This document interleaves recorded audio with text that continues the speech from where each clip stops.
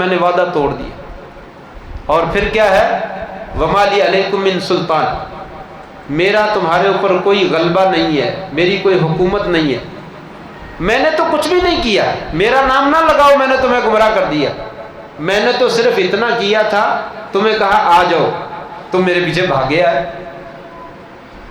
فلا تلومونی لوموا ولوموا انفسکم، لوگوں مجھے نہ ملامت کرو، اپنے نفسوں کو ملامت کرو. کیا انسان پاگل ہے؟ اللہ تبارک و تعالیٰ نے یہ عقل کیوں دی ہے؟ سوچنے کے لیے، سمجھنے کے لیے. ایسے ہی خام خواہ کسی کے پیچھے نہیں بھاگ جاؤ. انسان سوچتا ہے اس کے پیچھے جاؤں گا مجھے فائدہ ہے یا مجھے نقصان ہے. جہاں پہ نقصان ہے انسان کبھی نہیں جاتا. شیطان کہے گا کہ میں نے تمہیں صرف دعا دی تھی، بلایا تھا، تم فوراً میرے پیچھے بھاگے آئے، میں نے کچھ نہیں کیا اور کچھ بھی. آج تم مجھے ملامت نہ کرو، اپنے آپ کو ملامت کرو. آج جو ہے میں تمہارے شرک کا انکار کرتا ہوں، تم نے مجھے اللہ کا شریک بنا دیا تھا.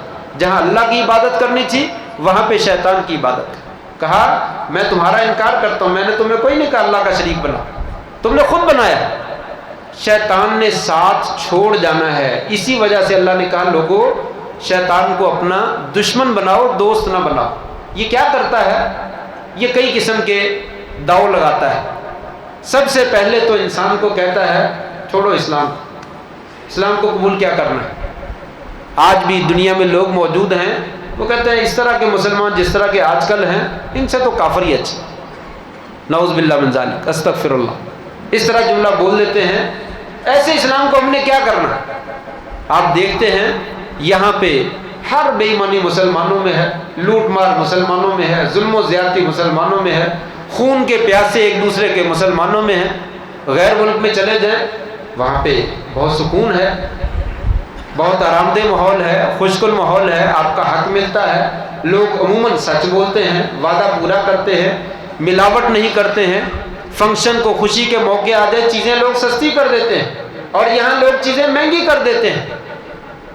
تو شیطان پہلے یہی داؤ لگاتا ہے چھوڑو مسلمانوں کے کیا، یہ تو اچھے بندے ہیں، یہ کیسے ہیں، یہ اسلام کو چھوڑ دو. وہ پہلا داؤ یہی لگاتا ہے کہ لوگ مسلمان نہ ہو جائیں.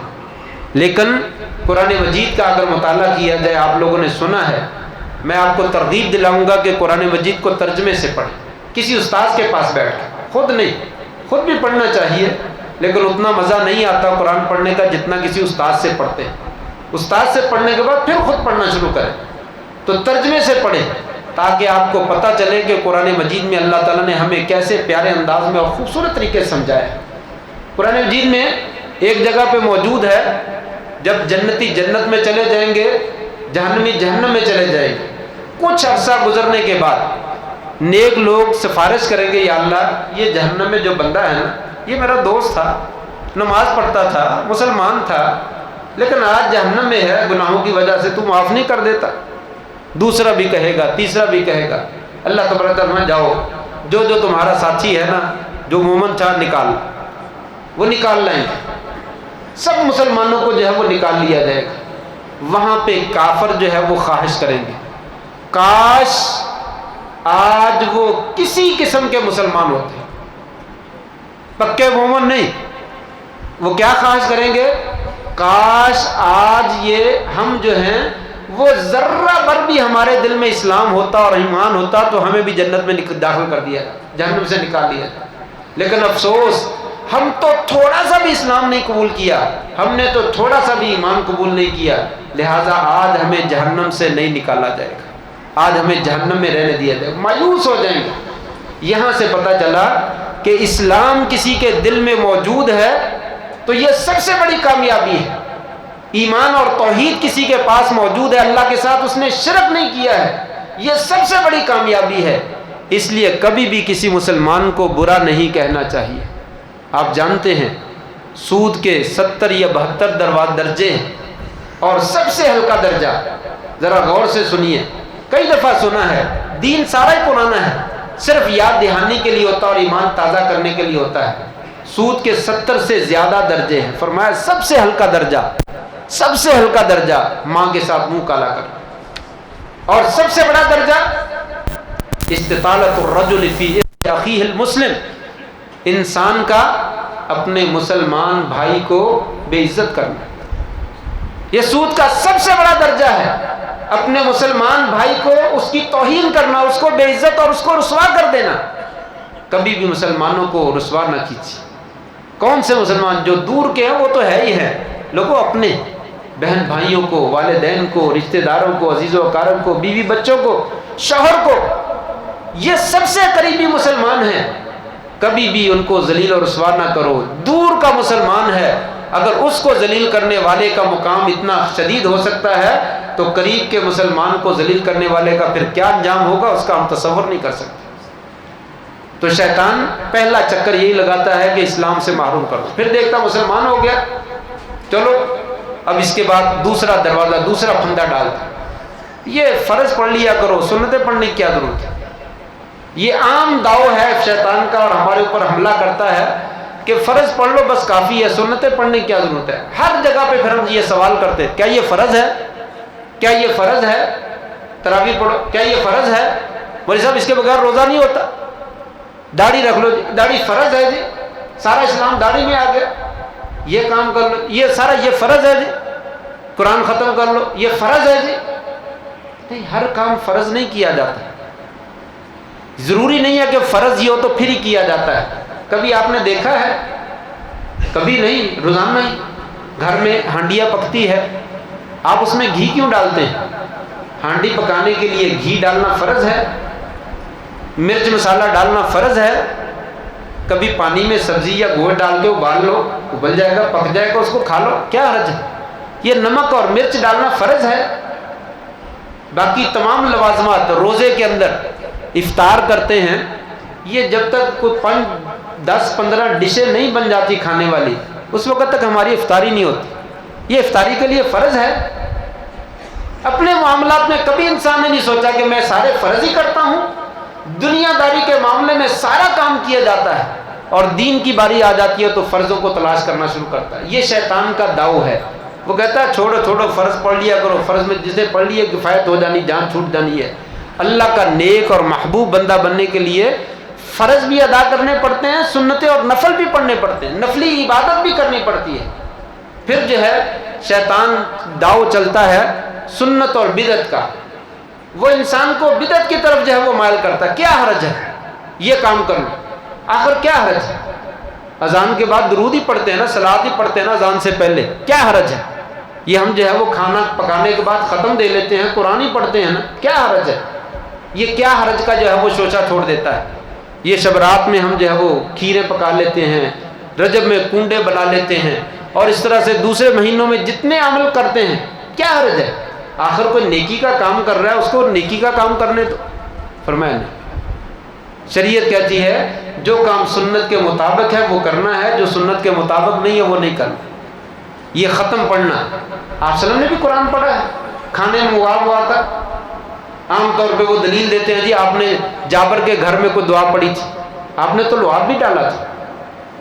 آپ بھی اپنے مولوی کو کہو دیگ میں کھانا پکایا ہے اور ختم بھی پڑھ دے اور لعاب بھی ڈالے، اور پہلے مولوی کھائے اور پھر بعد میں گھر والے کھائیں، دیکھیں گے کیسے کھاتے ہیں۔ اللہ کے بندو، نبی صلی اللہ علیہ وسلم نے ختم پڑھا ہے جی، قرآن پڑھ لیا تو کیا ہوگا؟ کھانا پلید ہو گیا؟ نہیں، پلید نہیں ہوا، لیکن اللہ اور اس کے رسول کے حکم کی خلاف ورزی ہوئی ہے۔ یہ شیطان کا داؤ ہے سنت کو چھوڑنے کے لیے کہ سنت کو چھوڑ دو، یہ کام جو ہے بہت اچھے ہیں کر لو، کیا حرج ہے؟ کیا حرج ہے والی بات جو ہے، یہ ابھی ہم نے عشاء کی نماز پڑھی، 4 رکعتیں ہیں، 5 رکعتیں پڑھ لو، کیا حرج ہے؟ 2 سجدے کرتے ہیں، 3 کر لیا کرو، کیا حرج ہے؟ اگر آپ جان بوجھ کے 2 کی بجائے 3 کر لیں، وہ جو 2 پہلے پڑھے ہیں وہ بھی باطل ہو جائے گی، وہ بھی بیکار ہو جائے گی۔ 2 سجدے 3 سجدے اللہ کو نہیں کرنے، اللہ کو کرنے، پھر کیا حرج ہے؟ یہ کیا حرج والی بات جو ہے انسان کو تباہ و برباد کر دیتی، جنت میں لے جانے سے بہت دور کر دیتی ہے۔ حوض کوثر پہ آپ صلی اللہ علیہ وسلم پانی پلا رہے ہوں گے، کچھ مسلمان آئیں گے اور آپ ان کو دیکھ کر پہچان لیں گے، فرشتے درمیان میں دیوار کھڑی کر دیں گے اور آپ صلی اللہ علیہ وسلم پکاریں گے کہ چھوڑ دو، یہ میرے ساتھی ہیں، میں ان کو پہچانتا ہوں۔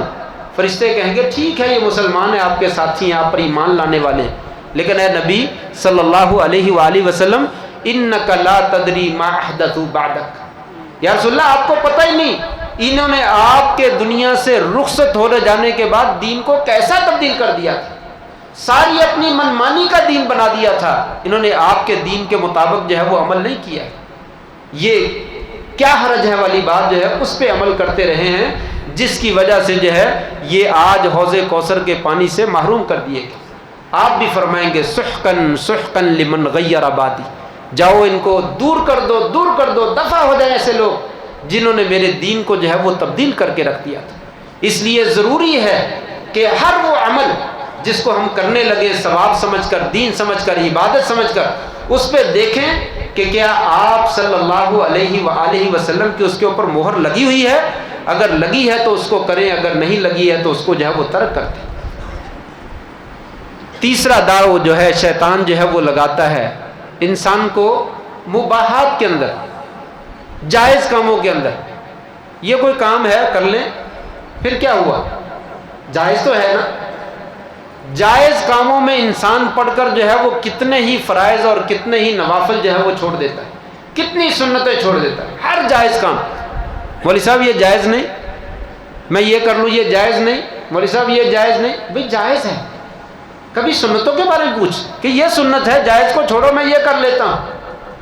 شریعت میں جائز جو ہے وہ کبھی ہو جائے تو اس کے اوپر مواخذہ نہیں ہوتا، نہ کہ جائز کام اس لیے ہوتے ہیں کہ اس کی لائن لگا دے اسی کو کرنے پہ زندگی گزار نہیں، بلکہ جائز کاموں کو چھوڑ کر یہ عبادت والی راتیں ہیں، اس میں ساری رات جائز کام کرتے رہیں، منع تو نہیں ہے، لیکن کیا ہے ان راتوں میں جو جائز کاموں میں پڑا رہ گیا وہ بہت بڑی خیر سے جو ہے وہ محروم کر دیا، بلکہ ساری خیر سے ہی محروم کر دیا.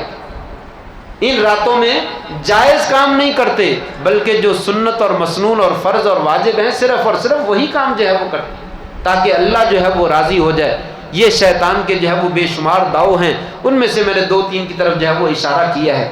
شیخ صاحب تشریف لے آئے ہیں، میں تیسری بات عرض کرتا ہوں اور اپنی بات کو سمیٹنے کی کوشش کرتا ہوں. تیسری بات جو ہے وہ کیا ہے، تیسری بات یہ ہے کہ ہم اللہ تبارک و تعالیٰ کی طرف جانے کی بجائے دنیا کے ساتھ دل لگا بیٹھتے ہیں. یہ کامیابیاں اور ادھر ناکامیاں، دونوں راستے شریعت نے ہمیں بتلائے. کامیابیوں کا راستہ جو ہے وہ ہمیں بتلاتا ہے لوگوں دنیا کے ساتھ زیادہ محبت نہ کرو. دنیا کو لے لو کوئی حرج نہیں، ہم نے منع نہیں کیا ہے، لیکن زیادہ محبت نہ کرو. زیادہ محبت کس کے ساتھ کرو؟ آخرت کے ساتھ کام کرنے والے، آخرت کے کام کرنے والے. بل تؤثرون الحیات الدنیا والآخرۃ خیر وابقیٰ. لوگوں تم دنیا کی زندگی کو ترجیح دیتے ہو لیکن آخرت جو ہے وہ اس سے کہیں زیادہ بہتر ہے. آخرت کہیں زیادہ بہتر ہے دنیا سے. اس لیے دنیا میں تھوڑی سی کم رغبت رکھو اور آخرت کی طرف جو ہے وہ رغبت زیادہ کر لو، اس لیے کہ یہ دنیا کی رغبت انسان کو جو ہے وہ تباہ کر دیتی ہے. نبی کریم صلی اللہ علیہ وسلم نے دنیا سے کوئی رغبت نہیں رکھی، اپنے لیے بھی، اپنے بیوی بچوں کے لیے بھی اور اپنے خاندان والوں کے لیے بھی. اور پھر آپ نے امت کو بھی سبق دیا لوگوں زیادہ محبت نہ کرو، آخرت سے محبت کرنا، اس لیے کہ زندگی کا کوئی پتہ نہیں کس وقت ختم ہو جائے. تمہارا وہ ایک چھوٹا سا عمل کیا ہوا زندگی میں تمہاری نجات کا ذریعہ بن جائے گا. آپ صلی اللہ علیہ وسلم کا معلوم ہے لیٹے ہوئے تھے، حضرت عمر گھر میں داخل ہوئے، آپ کی کوٹھی میں، آپ کی بلڈنگ میں، آپ کے محل اور پیلس میں.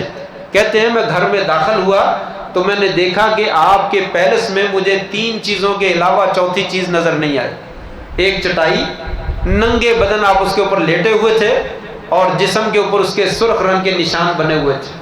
ایک چھوٹا سا مشکیزہ لٹکا ہوا تھا پرانے سے چمڑے کا جس میں تھوڑا بہت پانی ہوگا پینے والا، اور ایک تھیلی تھی جس میں تھوڑے سے جو رکھے ہوئے تھے.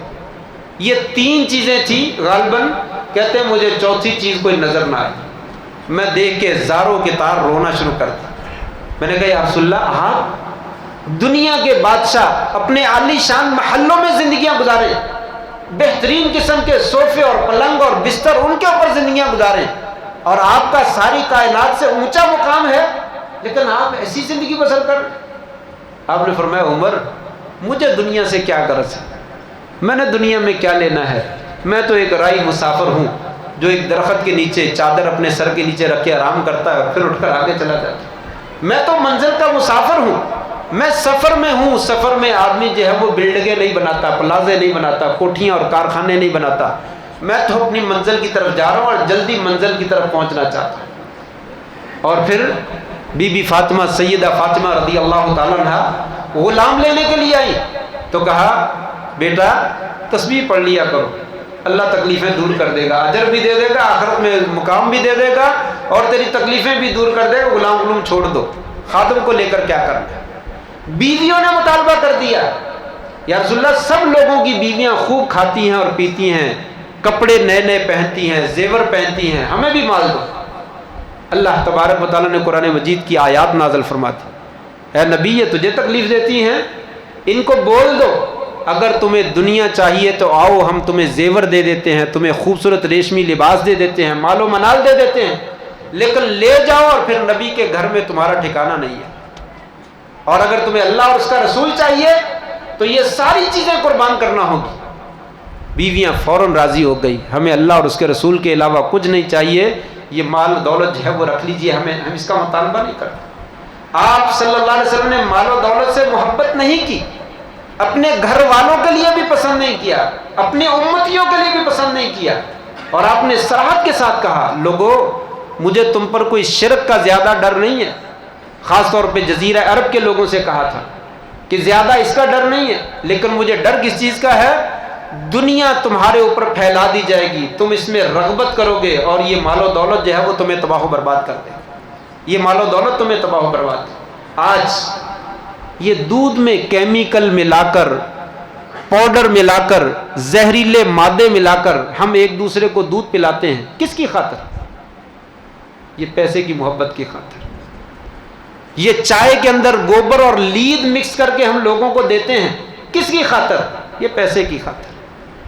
آج ہم بے ایمانی کرتے ہیں، کرپشن کرتے ہیں، بدعنوانی کرتے ہیں، ہمارے اندر جو ہے وہ یہ بے ایمانی اور کرپشن اپنے عروج کے اوپر ہے، کس وجہ سے؟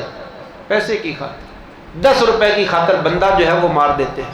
فرمایا لوگو یہ مال و دولت کی محبت تمہیں تباہ کر دے گی، یہ برباد کر دے گی، اس کی محبت میں نہ پڑ جانا۔ ہاں الہاکم التکاثر حتی زرتم المقابر، لوگو تمہیں یہ مال و دولت کی کثرت جو ہے وہ تمہیں غافل نہ کر دے، کہیں ایسا نہ ہو کہ قبر میں گھٹنے چلے جائیں اور پھر بھی مال و دولت کا ہرس ختم نہ ہو، یہ ہرس جو ہے وہ اچھا نہیں۔ مال و دولت لو، حلال طریقے سے لو اور حلال جگہ پہ خرچ کرو، جتنا بھی آتا کما لو، کو مسئلہ نہیں، لیکن مال و دولت جو ہے وہ تمہیں تمہارے اللہ اور اس کے رسول کے حقوق ادا کرنے سے تمہیں غافل نہ کر دے۔ یہ مال و دولت تمہارے لیے بہترین ہے، جس وقت وہ مال و دولت جو ہے وہ تمہیں اللہ اور اس کے رسول سے غافل کر دے گا۔ اہلاً و سہلاً مرحبا، السلام علیکم۔ شیخ محترم تشریف لے آئے ماشاءاللہ، میں انشاءاللہ اپنی بات کو سمیٹ رہا ہوں اور آخری بات کر رہا ہوں، ختم کرتا ہوں۔ ذکر یہ کر رہا تھا یہ دنیا کا مال و دولت جتنا مرضی کما لے شریعت منع نہیں کرتی، صرف اتنا ہے یہ مال و دولت تمہیں اللہ اور اس کی رسول کی یاد سے غافل نہ کر دے۔ جس وقت یہ غافل کر دے سمجھ لو اس وقت یہ تباہی اور بربادی کا ذریعہ، اس وقت تمہارے لیے خیر کا ذریعہ نہیں بن سکتا۔ ایک آدمی مال و دولت کماتا ہے، 5 وقت کا نمازی ہے، نماز وقت پہ پڑھتا ہے، انشاءاللہ یہ مال و دولت اس کو نقصان نہیں دے گا۔ ایک انسان مال و دولت کماتا ہے اور حلال کماتا ہے، اللہ کے فضل سے یہ مال و دولت وہ کروڑ پتی ہو جائے، ارب پتی، کھرب پتی ہو جائے، یہ نقصان نہیں پہنچائے گا، لیکن کب پہنچائے گا؟ جب انسان بہن بھائیوں کے حقوق غصب کرنا شروع کر دے، لوگوں کے ساتھ بے ایمانیاں کرنا شروع کر دے، لوٹ مار مچانا شروع کر دے، جب اللہ اور اس کے رسول کو بھول جائے اس وقت یہ مال و دولت تباہی اور بربادی کا ذریعہ بن جاتا ہے۔ جامعہ اسلامیہ مدینہ منورہ یونیورسٹی میں میرے ایک استاد تھے ڈاکٹر عبدالعزیز الاحمدی حافظہ اللہ تبارک و تعالی، ان کا اپنا ذاتی قصہ ہے۔ وہ کہتے ہیں میرے یہاں تنخواہ تھی، میں استاذ تھا اور سعودیہ میں اساتذہ کی تنخواہیں اچھی خاصی ہیں، عام لوگوں سے زبردست وہ امیر ہیں، زیادہ امیر ہیں۔ تو کہنے لگے میرا ایک رشتہ دار تھا، وہ کہنے لگا استاد جی آپ پڑھاتے ہیں، تنخواہ آتی ہے تو اتنے کاروبار اتنا زیادہ نہیں چلتا، آپ کچھ پیسے پارٹنرشپ کے طور پر میرے ساتھ ملانے میں کاروبار کرتا ہوں، ساری ذمہ داری مجھے دے دے، میں سنبھالتا ہوں پرافٹ میں۔ میں نے اسے 2-4 دفعہ انکار کیا لیکن وہ میرے پیچھے پڑا رہا۔ میں نے کہا چلو ڈال، میں نے کہا ڈال، پیسے ڈال دیے۔ کبھی شروع میں مہینے میں ایک دن میں اس کو تھوڑا بہت ٹائم دیتا تھا، بھئی کیا بنا، کوئی حساب کتاب کرو بھی، کہاں مال لگایا ہے، کیا چیز خریدی ہے، کیا بیچی ہے، کتنا پرافٹ ہوا، کتنا گلاس ہوا، مہینے کے اندر ایک دن ذکر ہوتا تھا۔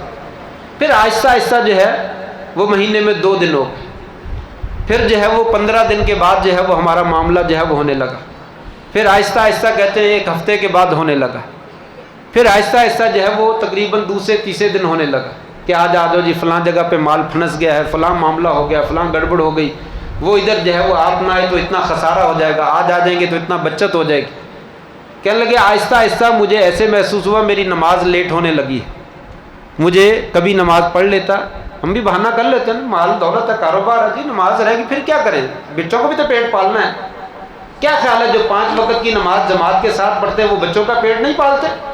وہ بھی تو پالتے ہیں، آپ بھی پالتے ہیں، صحابہ کرام بھی پالتے تھے۔